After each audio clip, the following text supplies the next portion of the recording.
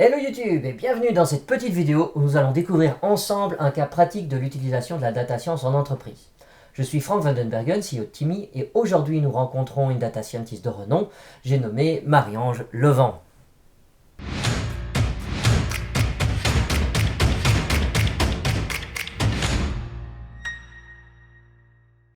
Bonjour Marie-Ange, comment vas-tu? Bonjour Franck, enchanté d'être ici.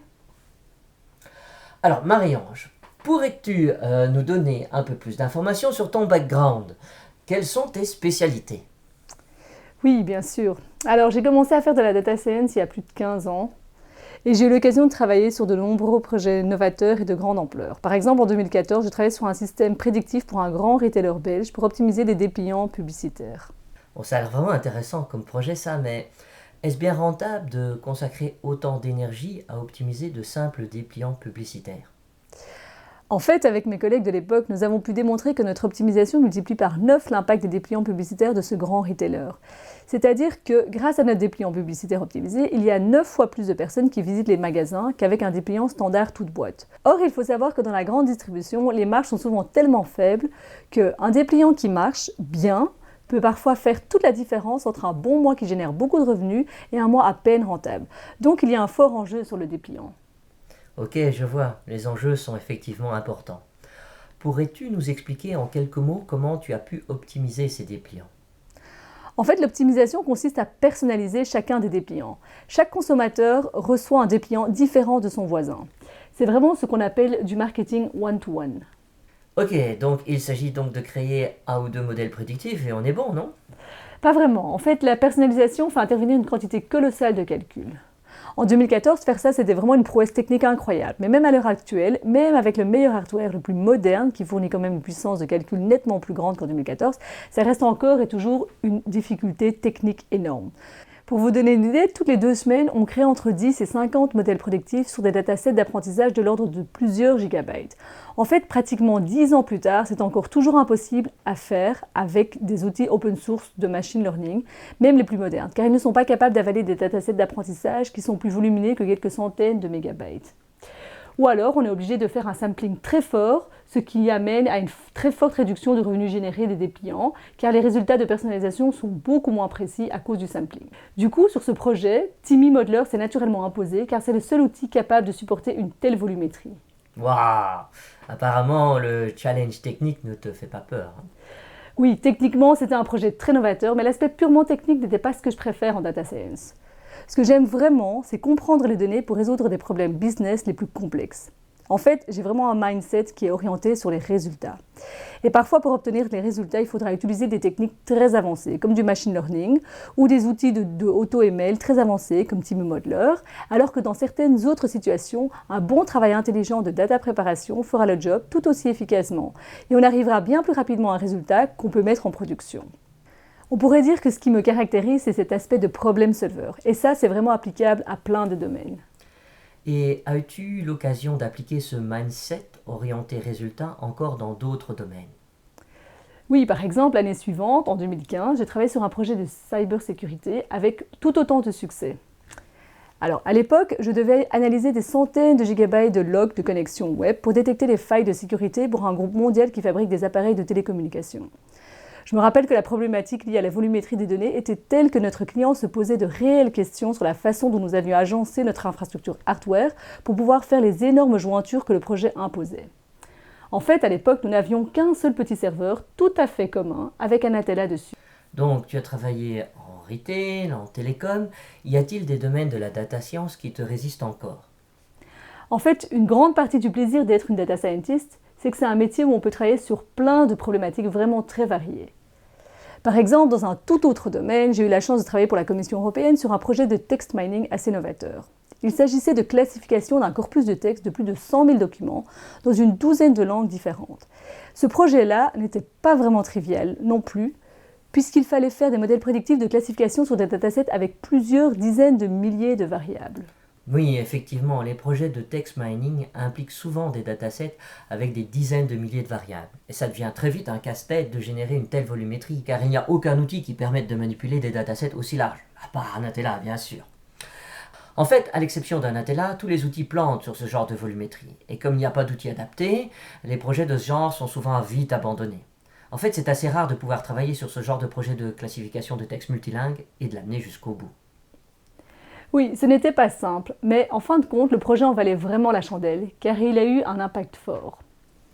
En effet, après seulement 3 semaines de travail, nous avons pu rendre des résultats qui auraient été normalement délivrés seulement après 3 ans par une équipe de 5 consultants spécialisés travaillant à plein temps et très onéreux. Imaginez les économies de budget. Les responsables de la Commission européenne étaient juste ravis. Effectivement, ces projets de data science ont l'air vraiment impressionnants, Marie-Ange. Alors, quelle est ton approche quand tu démarres un tel projet ? Un bon point de départ est de bien discuter avec le client pour comprendre ses besoins. En particulier, j'organise plusieurs sessions avec les gens du métier pour tenter de capter la plus grande partie possible de leur expérience métier, ce qui m'aide ensuite grandement lors de la partie préparation et analyse de données. Ensuite, je collecte le maximum de données possibles et je choisis l'outil le plus approprié pour analyser ces mêmes données. Par exemple, dans le projet de text mining pour la Commission européenne, on avait testé plusieurs OCR pour transformer les PDF images en texte et ensuite on a tout envoyé dans Anatella pour extraire quelques dizaines de milliers de variables hors du texte avec la boîte Bag of Words. Une fois que j'avais les données structurées grâce au Bag of Words, il ne suffisait plus que d'utiliser Timmy Modeler pour réaliser la classification. C'est amusant cette histoire d'OCR. C'est vrai qu'en 2016, il n'y avait pas encore d'OCR inclus dans Anatella. Mais maintenant, on a Tesseract directement dans Anatella pour ce genre de situation. Oh, c'est sympa, je ne savais pas ça. C'est vrai qu'Anatella est en perpétuelle évolution. Alors, Marie-Ange, j'imagine que durant tes nombreuses années à réaliser plein de projets de data science aussi divers que variés, du text mining, de l'optimisation de dépliants pour du cross-selling, de la cybersécurité, tu as pu essayer de nombreuses solutions analytiques différentes. Alors, quelles sont tes solutions préférées ? Ces derniers temps, je ne me pose plus trop de questions sur l'outil que je vais employer pour démarrer un projet. En 2022, Anatella est devenue tellement versatile que je sais que je peux l'utiliser pour pratiquement tout faire. La collecte des données, la préparation des données et ensuite toutes les analyses nécessaires. En fait, en 2019, pour les projets de type GIS, où il fallait analyser des données de type cartographique, Anatella n'était pas optimal. Mais depuis la mise à jour de cet été, même pour ce type de projet GIS un peu spécial, Anatella est maintenant devenu un très bon outil, peut-être même le meilleur. Donc, quand je dois commencer un nouveau projet, j'ouvre juste Anatella et je suis partie. Wow, c'est cool. Mais qu'est-ce qui te fait préférer Anatella par rapport à d'autres solutions ? Oh, il y a plusieurs éléments qui rendent Anatella indispensable quand on s'attaque à un nouveau projet analytique. Un des éléments clés pour moi, c'est la facilité et la rapidité avec laquelle on peut itérer pour arriver rapidement à un résultat. En dehors de la capacité à itérer facilement, un autre élément que j'apprécie tout particulièrement est qu'on peut presque tout faire directement, sans perdre son temps à taper des lignes de code. Personnellement, j'apprécie vraiment cet élément, l'absence de code, mais pour certaines personnes, c'est assez contre-intuitif à comprendre pourquoi. En particulier, pour les débutants en data science, ils ont souvent du mal à comprendre qu'un data scientist très expérimenté veuille éviter le code. Oui, j'ai remarqué aussi que les débutants en data science ont du mal à comprendre qu'avec plus d'expérience, on en arrive à comprendre qu'il faut plutôt éviter de passer son temps à taper du code. En fait, pour moi, c'est plutôt une question de mindset. Un data scientist qui a un mindset orienté résultat évitera le code pour obtenir plus rapidement les résultats désirés. Oui. L'aspect vitesse est important. C'est toujours amusant de pouvoir délivrer rapidement aux stakeholders les résultats qu'ils attendent impatiemment. Ils sont contents et on devient rapidement leur meilleur ami. Mais en dehors de l'aspect vitesse, il y a aussi le fait qu'on arrive à un résultat qui est beaucoup plus fiable. En fait, quand on écrit du code, on n'est jamais à l'abri d'un petit bug. Un petit bug, ça peut changer et corrompre complètement tous les résultats. Donc, travailler avec une solution low-code comme Anatella, ça permet d'avoir plus de sécurité et de confiance dans les résultats analytiques délivrés. On dort mieux la nuit. Oui, tout à fait d'accord avec toi. En fait, je me pose des questions au sujet des data scientists débutants qui veulent absolument taper des milliers de lignes de code. D'un côté, je peux comprendre que certains puissent prendre un certain plaisir intellectuel à faire ça. Mais ça va vraiment à l'encontre des intérêts du client final, des stakeholders, qui eux, ils veulent des résultats et pas des lignes de code. Donc pour moi, ces data scientists pourraient avoir un meilleur mindset, plus orienté résultat. Voilà Franck, tu trouves bien critique sur ces jeunes data scientists. Je ne pense pas vraiment qu'ils se disent « bon maintenant, je vais bien m'amuser à taper quelques milliers de lignes de code avec des lambda expressions bien tordues. Comme ça, j'aurai l'air vraiment plus intelligent. Et puis, tant pis si le business attend depuis 3 mois d'avoir les résultats que j'aurais pu obtenir en 2 ou 3 clics. » Non, je pense pas qu'ils réfléchissent comme ça et que ce soit juste de la mauvaise volonté. Je pense que actuellement, les formations en data science pour les jeunes ne sont pas bonnes. Elles n'encouragent pas à avoir ce mindset orienté résultat. En fait, en général, un aspirant data scientist va s'inscrire dans des cours de programmation dans un langage assez complexe tels que SAS, R ou Scala. En fait, il n'y a rien à faire. Les juniors sont presque tous obligés de passer par là pour obtenir des certifications qui vont leur permettre de décrocher leur premier job en tant que data scientist. Donc, ces jeunes débutants en data science qui viennent de passer 3 mois et parfois plus à apprendre toutes les subtilités d'un langage de programmation, ils ont vraiment en tête qu'il faut absolument taper du code. Et quand je leur dis que taper des milliers de lignes de code n'est pas une bonne idée, j'ai souvent des réactions d'incrédulité. Ou quand ils comprennent que moi, qui suis beaucoup plus avancée qu'eux en data science, je ne suis pas particulièrement accrochée au code, que du contraire, ils sont parfois un peu perdus. Oui, moi aussi je ne suis pas satisfait des formations actuelles en data science en général. Elles n'ont pas pour objectif de créer des bons esprits affûtés et créatifs. En plus, dans le domaine de la data science, on passe 80% de son temps à faire de la data préparation. Et je n'ai jamais vu une seule formation en data préparation nulle part. C'est juste bizarre ça quand même. Quant à l'aspect code, je suis tout à fait d'accord avec toi. En data science, si on peut éviter de coder, c'est juste mieux. Oui, alors, en même temps, il faut relativiser un peu ici. Pour des problématiques extrêmement précises, il peut parfois être nécessaire de faire un petit bout de code vraiment custom. Mais 99% du temps, on sera occupé à faire des travaux de data préparation qui peuvent tout à fait se faire sans aucun code grâce à un outil de manipulation de données comme Anatella.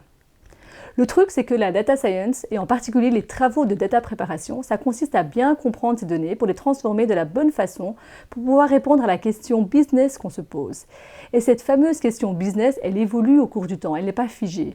Du coup, il faut bien faire attention à rester concentré pour ne pas perdre le fil de ses idées et pouvoir continuer à évoluer dans son raisonnement pour affiner la question business et obtenir des meilleurs résultats. Et à chaque fois que je commence à consacrer de l'énergie pour taper du code, je perds le fil de mes pensées et il me faut beaucoup de temps pour reprendre le fil de mon raisonnement autour des données. Oui, effectivement, le cerveau doit faire deux choses complexes simultanément. Un raisonnement complexe autour du code et un raisonnement complexe autour des données.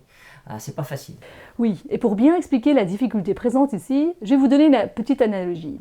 C'est un peu comme si on vous demandait de vous concentrer pour conduire une Formule 1 et qu'en même temps, on vous demande de vous concentrer pour résoudre les équations chimiques stoichiométriques pour déterminer les concentrations optimales d'oxygène et d'essence à injecter dans votre moteur à explosion pour avoir le meilleur couple possible en sortie. On peut se concentrer pour faire bien une des deux choses, soit conduire ou soit être un expert dans les mécanismes de combustion du pétrole, mais pas les deux en même temps. Alors, quand on conduit une voiture, on n'est pas vraiment intéressé par ce qui se passe dans les tréfonds du moteur, on veut juste arriver à destination. Eh bien, quand j'analyse des données pendant un projet de data science, c'est un peu la même chose. Je n'ai pas non plus envie de consacrer de l'énergie à résoudre des problèmes inintéressants de code, alors que ce que je veux vraiment, c'est d'arriver à avoir des données propres et correctement mises en forme pour pouvoir ensuite répondre au problème business qui m'est posé. Bon, en fait, je digresse un peu, mais c'est quand même énervant de voir qu'à l'heure actuelle, les data scientists sont recrutés non pas pour leur capacité à arriver à une solution pertinente, mais plutôt sur leur capacité à écrire du code, même si ce code donne des résultats complètement absurdes.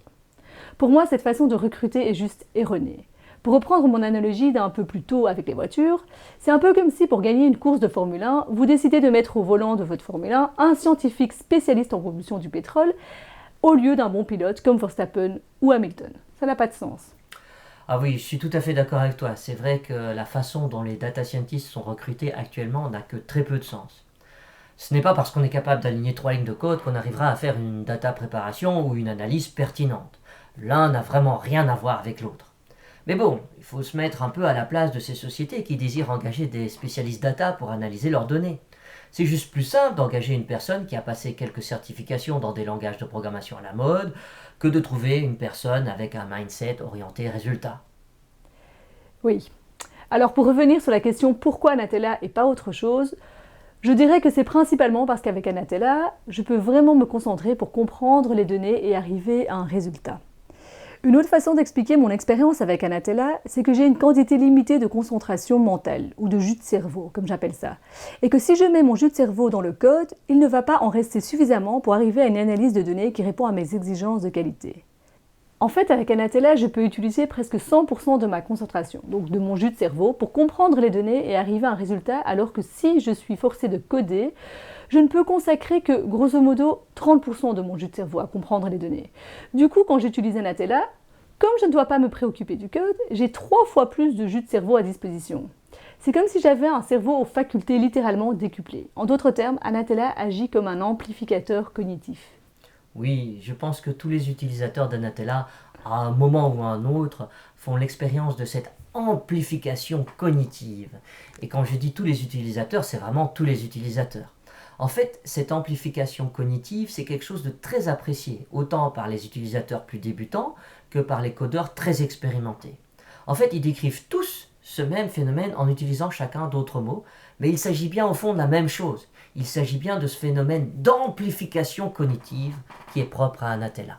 Oui, c'est quelque chose de très important pour moi. Franchement, de mon point de vue, je ne comprends pas comment on pourrait se passer d'Anatella quand on manipule des données. Pour moi, c'est presque un outil obligatoire pour arriver à un résultat analytique valable. Oh, c'est une description d'Anatella particulièrement flatteuse, ça, c'est vraiment cool. Et aussi, j'aime bien ce terme amplificateur cognitif. Je crois que je vais le ressortir. En dehors de ça, ton expérience recoupe bien la mienne, en ce sens que moi aussi, en tant que data scientist avec plus de 20 années d'expérience derrière moi, je pense que la bonne approche pour résoudre correctement un problème data, c'est de passer par une approche sans code, parce que ça permet vraiment de se concentrer sur les données.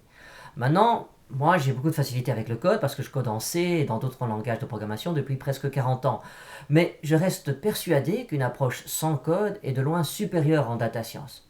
En fait, pour moi, un bon data scientist, c'est avant tout une personne curieuse, qui est désireuse d'explorer et de creuser dans ses données pour en extraire toute la connaissance et la valeur. Et j'ai remarqué personnellement que cette personne curieuse, bien souvent, on ne va pas la trouver chez les codeurs, mais bien dans ce qu'on appelle couramment en entreprise les gens du métier. Du coup, on a créé Timmy, qui est un outil qui est vraiment conçu pour permettre aux personnes du métier de creuser efficacement dans leurs données sans devoir faire du code. Parce qu'il n'y a rien à faire, le code, ça bloque vraiment la réflexion autour des données. En fait, il faut savoir que le M dans Timmy, c'est pour le mot mining, ce qui veut dire creuser en anglais. Donc en résumé, pour les data workers qui veulent vraiment mettre les mains dans le cambouis, Anatella c'est vraiment un super jouet. Maintenant, avec l'âge et l'expérience, ton rôle a plus évolué sur une position de manager d'une équipe de data scientists. Est-ce que Anatella t'apporte encore quelque chose dans cet autre rôle de manager ? Oui, j'ai eu la chance de diriger une petite équipe de data scientists sur certains de mes projets, même si je préfère toujours avoir une position de hands-on. Et je dois dire que quand je devais faire la validation d'une transformation de données complexe, c'est à ce moment que j'appréciais particulièrement l'aspect visuel et intuitif d'Anatella. En fait, en tant que manager d'une équipe de data scientists, je trouve qu'Anatella est un outil qui a beaucoup de valeur parce que comprendre un code de plusieurs milliers de lignes qui est complètement tordu et écrit par un junior data scientist, c'est une expérience que je ne souhaite à personne. Par contre, valider un graphe Anatella, c'est assez facile. Oui, effectivement. Alors, Marion, je pense que tu es venue aujourd'hui nous présenter une petite transformation de données assez chouette. Pourrais-tu nous en dire plus ? Oui, je voulais parler d'un petit use case que j'ai eu l'occasion de déployer dans plusieurs institutions bancaires. Il s'agit d'une transformation de données pour faire du data cleaning. Typiquement, on utilisera un télégraphe pour faire du nettoyage lors de la fusion des données de deux agences ou de deux banques. Imaginons maintenant que nous connaissons un client sous l'identifiant client A, ici. Ce même client est aussi encodé dans cette même agence, X, sous l'identifiant B. Il s'agit d'un doublon. Malheureusement, il n'y a personne qui s'est rendu compte que les clients A et le client B sont en réalité la même personne. Pour ajouter un peu de piment, on va aussi faire l'hypothèse que toujours le même client est encodé une troisième fois dans une agence Y sous l'identifiant C. Grâce à cette boîte Fuzzy Join de Anatella, on va détecter que le client A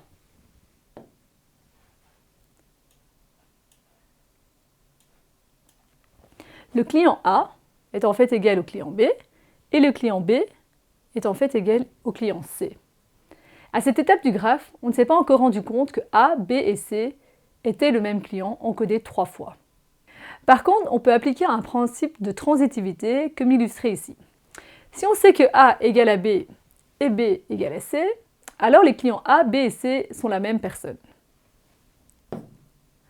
Voici une représentation de toutes nos données sous la forme d'un petit graphe. Dans ce graphe, les nœuds sont les clients. On voit les clients A, B et C. Les arcs représentent les égalités que nous avons découvertes à l'aide de la boîte Fuzzy Join. Par exemple, la boîte Fuzzy Join nous dit que les clients A et B sont égaux et représentent la même personne. Et on voit apparaître 3 groupes de nœuds. En fait, chaque groupe de nœuds représente une seule et même personne. Par exemple, ce groupe ici, avec les clients A, B et C représentent en réalité une seule et même personne. Et c'est exactement ce que cette nouvelle boîte, nommée Find Connected Group,